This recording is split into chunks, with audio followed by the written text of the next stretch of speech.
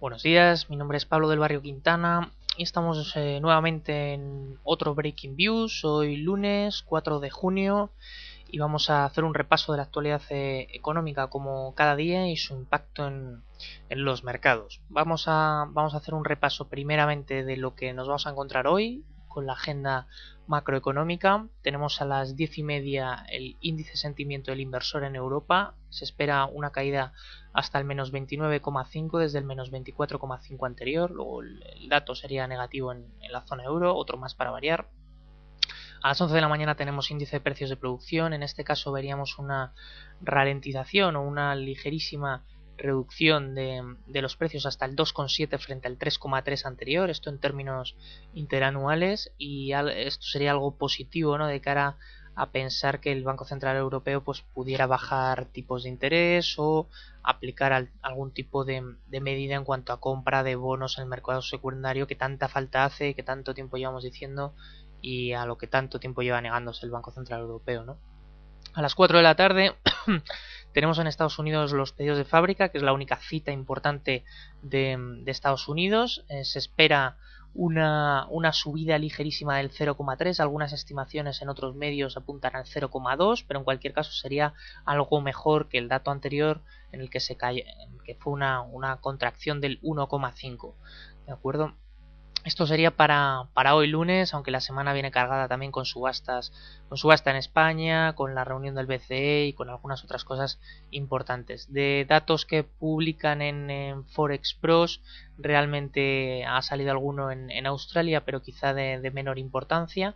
Y aquí podríamos ver pues también pues las subastas que se esperan para la semana, así como la reunión del BCE, previsiones que hay, también algunos datos en China que serán importantes, etcétera, etcétera. Pero bueno, vamos a centrarnos con lo de hoy, también con hacer un repaso brevemente de lo que sucedió el viernes, que yo creo que es muy importante.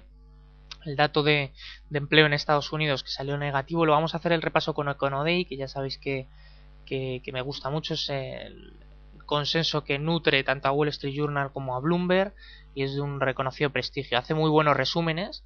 Vamos a ver el Market Reflections que hace sobre el viernes y efectivamente pues hace alusión tanto al débil informe de empleo con respecto a mayo que se publicó el viernes y que precisamente porque que eso da lugar a que se vuelva a hablar sobre posibles estímulos adicionales por parte de la Reserva Federal. Recordemos que ahora en junio termina la operación Twist y que podría ponerse sobre la mesa también el debate de poner en marcha un nuevo quantitative easing. Ya en las últimas reuniones de la Reserva Federal vimos como cada vez más miembros abogan por un nuevo quantitative easing, sería el tercero desde que comenzó la crisis y bueno, pues esto ya se empezó a especular con ello el mismo viernes tras la publicación del dato. Una cifra muy relevante fue la subida tremenda del oro, que llegó a subir $60 el viernes, precisamente por las especulaciones acerca de que la Reserva Federal pues podría poner en marcha un nuevo programa de compra de bonos, pues precisamente para estimular la economía, probablemente también para devaluar el dólar de una forma encubierta, pero que también hace falta para compensar quizá esas balanzas comerciales a nivel mundial que están muy descompensadas, y Estados Unidos precisamente tiene una balanza comercial muy descompensada con un déficit brutal, ¿no?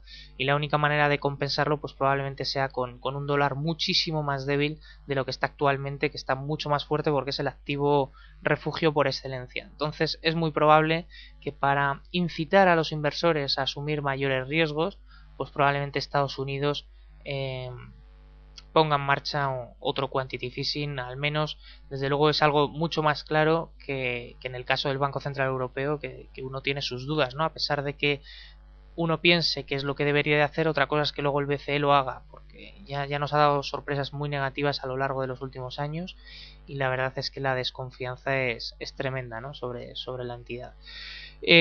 Con respecto al viernes, más datos que habían por parte de Estados Unidos. También tenemos, aparte de lo que es la tasa de paro, que salió por encima, o sea, por encima de lo esperado, o sea, una décima peor de lo esperado, ¿no?, porque quedó en el 8,2 frente al 8,1, y también las nóminas no agrícolas resultaron o crecieron en una menor proporción de lo que se esperaba. Luego tuvimos quizá algo mejor o una noticia más positiva fue el ISM manufacturero, que sí que siguió mostrando una gran fortaleza, bastante por encima de 50, y también el gasto en construcción. Vamos a analizar si no los datos de forma individual, pero vamos, ese es el resumen básicamente. Apenas hace alusión a Europa, a pesar de la situación que continuamos atravesando aquí de dificultades, ¿no? Tanto en España, Grecia, etcétera, etcétera.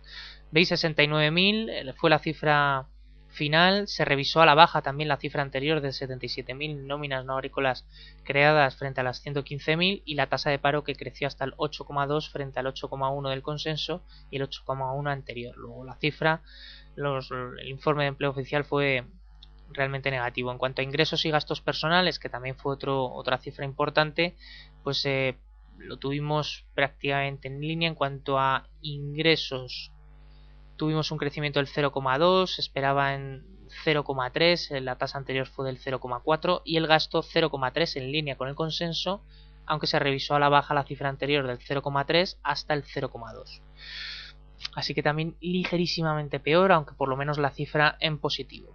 ¿Vale? En cuanto a ISM manufacturero, 53,5 es la cifra que salió finalmente, el 54 es lo que se esperaba y 54,8 anterior. Aún así, una cifra que todavía se considera bastante sólida. Y por último, el gasto en construcción, como decíamos, que también creció 0,3 frente al 0,4 del consenso, y la cifra anterior que se revisó al alza hasta el 0,3 desde el 0,1.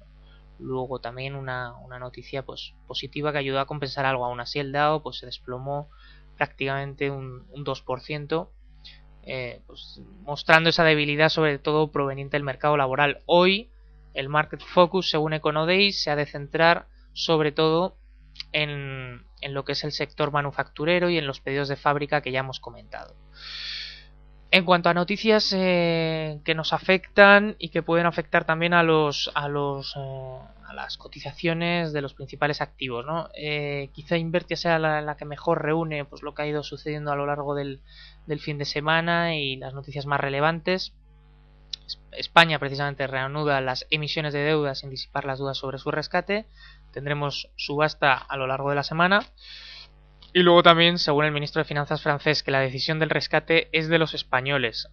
Son los españoles los que han de acudir al rescate, independientemente de que durante el fin de semana se haya hablado precisamente de que Alemania ha presionado a España para solicitar el rescate. De hecho, el gobierno lo ha negado, como podéis ver.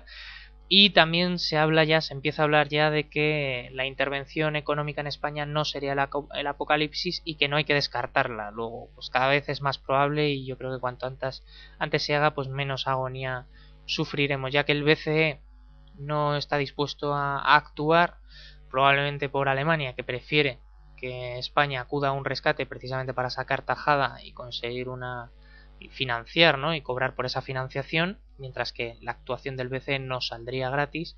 Pues lógicamente se nos está presionando para que pidamos un rescate, independientemente de que se niegue todo esto, ¿no? Merkel se reúne hoy con Barroso para preparar la cumbre europea, que será para finales de mes, precisamente después de que hayan sucedido las elecciones en Grecia, que veremos en qué terminan, que últimamente no se está hablando de ello, pero realmente es algo muy, muy relevante.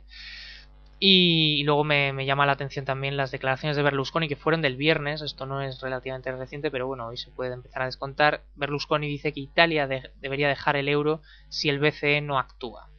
¿Vale? Y por lo demás, pues poca cosa más, poca novedad más, además de lo que es los datos que hemos visto débiles de empleo en Estados Unidos y de los rumores que siguen rodeando a España acerca de un posible rescate. Pues poca cosa más. Vemos en la prensa anglosajona como se sigue también con lo mismo. Se habla de la relajación cuantitativa que se topa con el iceberg europeo, es decir, un quantitative easing 3 en Estados Unidos sería hoy posible. Bueno, pues según Wall Street Journal sería algo más complicado de lo que parece, ya que las tasas a las que se está remunerando la deuda americana están en mínimos. Publican desde 1700, esperad que os diga, porque están en mínimos de 1798. 1798.